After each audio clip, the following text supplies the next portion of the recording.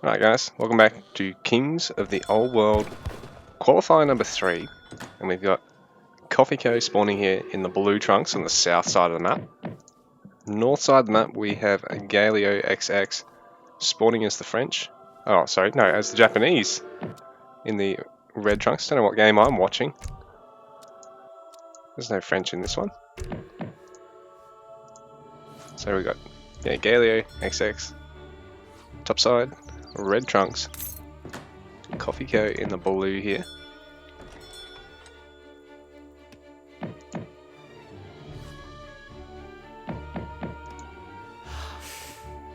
And I believe we're here today on Core Land. I'll just double check that. Yep, so we're here today on Core Land. It's a best of one between these players in the first round. I don't know if you guys have paid attention to the news, but the tournament's actually jumped up from a $6,000 prize pool to over a 9,000. It's over 9,000! And it's looking to be over 10,000 by the time the tournament ends. And we've actually had an addition of 2 more qualifiers. The upcoming 4th qualifier is actually going to be at a slightly different time to mostly try and benefit Asia Pacific players. So people, in East Asia, in Oceania, in the west coast of the US, rather than it really being fairly East Coast US and Europe centric in terms of the time of day that'll be hosted. So players like Izamp won't have as hard of a run having to, basically play from midnight till 6 AM to try and qualify. Instead it'll be something more like 7 or 8 o'clock through to 1 or 2 in the morning, which is a little bit more reasonable, probably a bit more like what he's used to actually playing to practice. We got coffeeco taking a nice treasure here, 90 coin.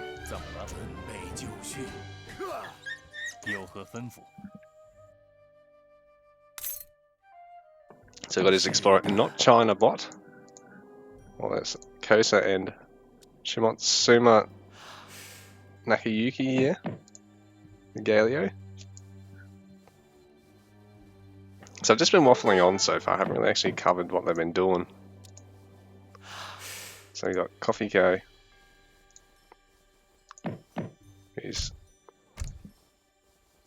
so this is Galio space. It has to get the observer mod working. We got coffeeco, sorry. Now adding a couple of villages, which will kick in just in time for northern refugees. So he can use this as a 3 villager card here, and he won't really have to worry about building villages anytime soon. And this is a good number of garrison points for him as well. Be able to fatten the goat really quickly, but that's pretty inconsequential. But yeah, the northern villagers card being sent, and now T export.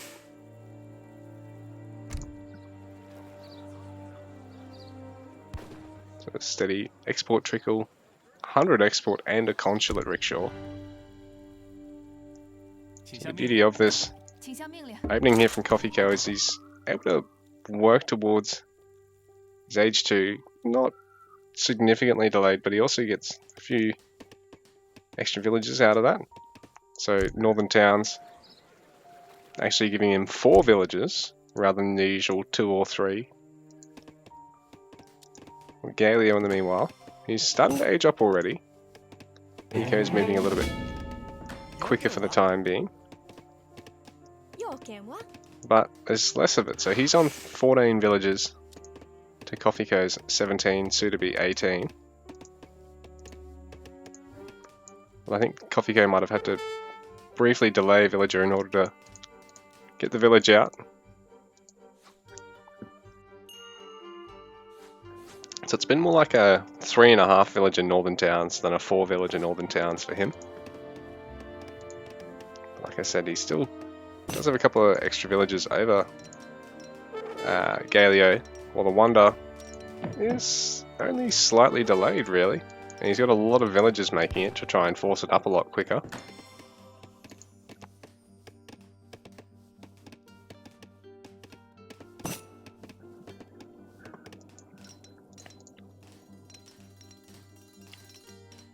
I believe this will be the Summer Palace. It lets him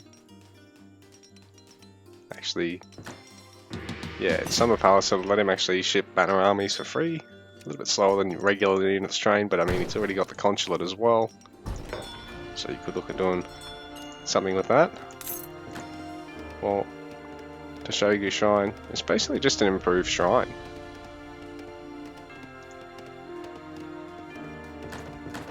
We're seeing a few more shrines added here by Galio, who's actually just shipped wood by the look of things, as well as his first 2 villages shipment. He's out of barracks now.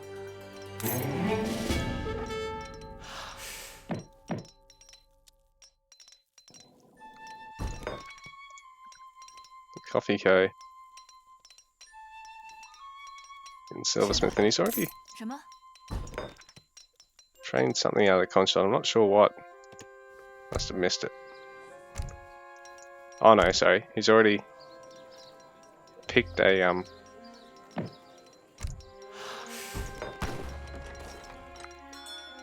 gonna say, why has he not got the 100 that he should have, but he's invested it in actually picking an alliance, I believe. Oh no, I'll take that back. He's got no active techs. Word.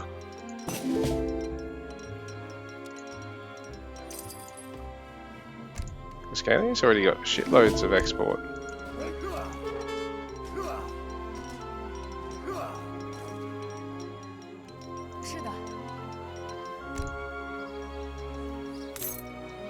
Silversmith's here, so he wants to really bank up that coin.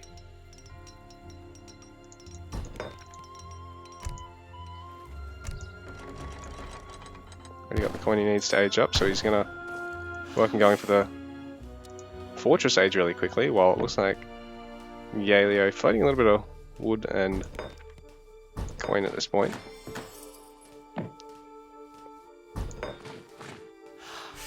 Just gonna start training some muskets, his own consulate.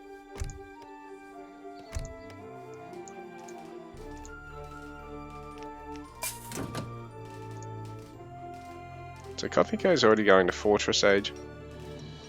That Silversmith has got extremely quick coin gathering.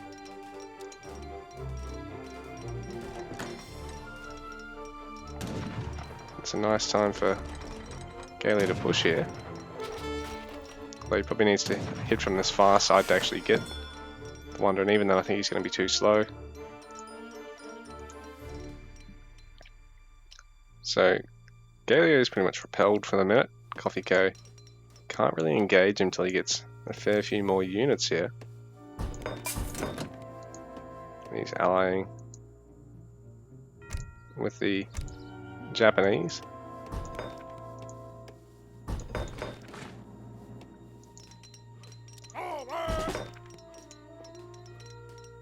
Japan allied with Japan.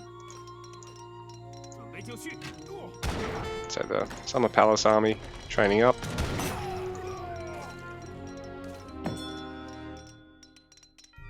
It's a nice handy free army here for coffeeco to defend with while he tries to get the next wonder, is Porcelain Tower. So this is essentially the Chinese version of a shrine. And they basically pick which resource they want it to generate, or essentially a combination of all of them, which is what they've... Oh, sorry. And she's swapping it to food now, coffeeco. Already 1,000 coin as well. Galio is just, for now, playing an Age 2 game. He's got a couple of food techs. I think a few more units. He's shipping a military rickshaw out of his consulate. Just getting a bit of map control with his shrines, but coffeeco with a ridiculously solid boom here.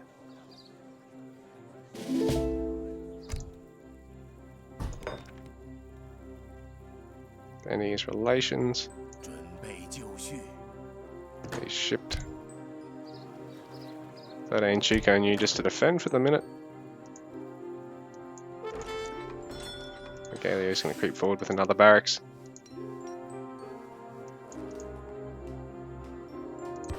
So there's a good number of muskets here for Galio. He does still have more back at home as well. The Chuko going to be a solid counter to them. Pikeman going to just be a bit of a buffer as well. So I think coffeeco's got a bit of an advantage here. And it looks like he might even be going for Imperial Age at the moment.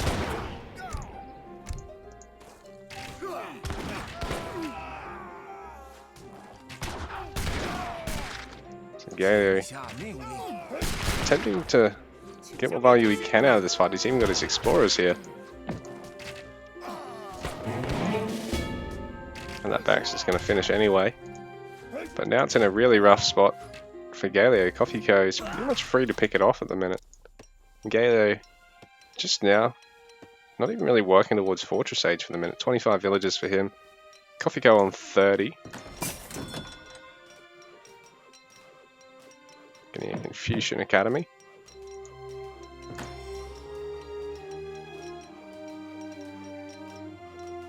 So he's going to get a shipment of arquebusiers as well as also start training Flying Crow for free. It's going to be very hard for the Japanese player to actually deal with an infantry only composition, even if he does add samurai. I mean, these guys are quite expensive, are quite solid against, you know, early archaic anti-infantry. It's quite solid against them, but yeah, he's going to have to make use of that stables and also get caught up in age ups here. So Galio is going to be 2 ages down against coffeeco at the minute, which is a really rough spot to find himself in. Like I said, there's a shipment of arquebusiers for the age up. He's already shipped those Chuko new. He's pretty much free to send a pair of Flying Crows, or he's going to ship these Kozinga, so Iron Troops. And on top of that, it is just a buff for your Iron Troops as well. Gives them a nice upgrade. Extra attack speed. So now Galio is going to have to try and defend off his barracks stables composition back here at home.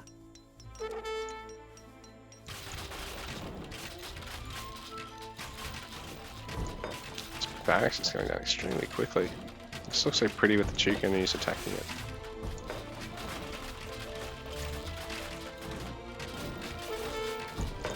Infantry taking down buildings without it being shitloads of pikemen is really annoyingly cost inefficient to watch, but at least it's got a cool factor element to it when it's the Chinese player doing it with Chuko New.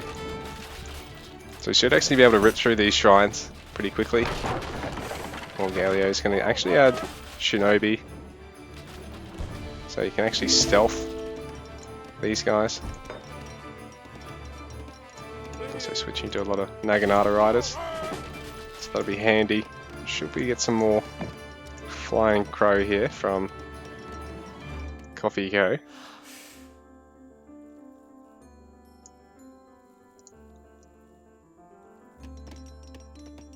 Hasn't actually shipped one yet. Thought he would have by now.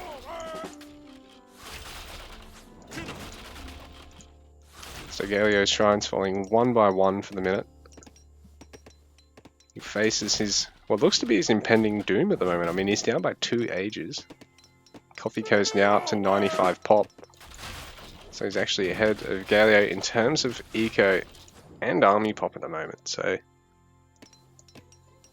coffeeco's really forced Galio's hand where he needs to basically somehow try and get past this army and just raid him to death to try and catch up in eco and tech from here. Man, AoE 3's build orders are just the most complex of any RTS I've played. Like, it's just fucking whack. Other games, especially other age games these days, eco and the tech path is just, I wouldn't say brainless, but it's just a hell of a lot easier. Because you've got the added element of deck building in AoE 3. And the civs end up, in my opinion, being extremely asymmetrical in terms of build orders because of that, more so than the other games.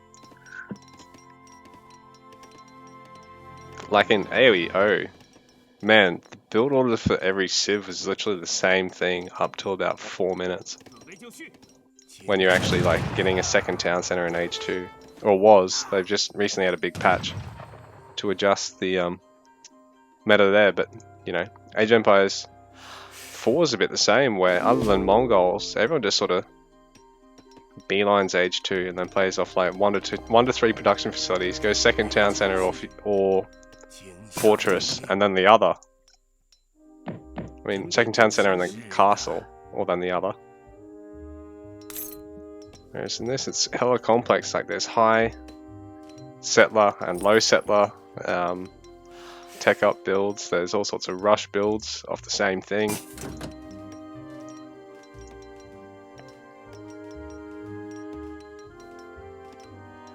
And you've got compositions with your units. You've got composition with mercenary units. You've got compositions with all your native and brawl house, and like it's just too much. So Galio going to get his golden pavilion. The coffeeco was actually just sending flying crows for free now with this Confucian Academy. So his first flying crow, he's also got another shipment. Sorry, another batch of units there. I can't actually cancel that for him. It'd be funny if I could. I'm undoing a game a week after it's been played. How does that work? So Galio is only going to be down by 1 age now, and his Confucian Academy, his Golden Pavilion is going to increase the attack of particular units that he chooses. This is a massive force for Galio to face. coffeeco has 166 population to 80 here for Galio. Galio's got a nice engagement on the flying crows though, so picking those off will be a real boon. But at the same time, I think it's going to be a bit too little too late. Like, they really just to try and interrupt a same size fight, but I don't know if Galio can actually deal with coffeeco's army, because he hasn't got any flaming fire lances or anything really like that at the moment for himself, which is sort of the Japanese equivalent to the flying crow.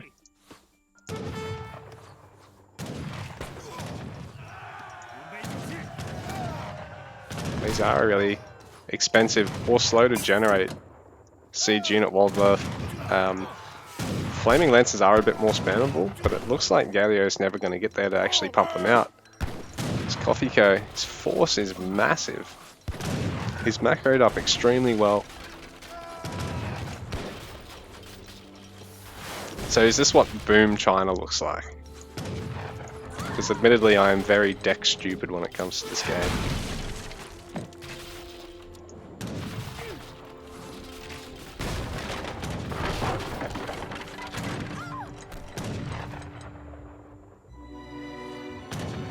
So what does Galio do to turn this around from here? He's got minimal numbers of Yumi Archers, while coffeeco is getting closer and closer to maxing out.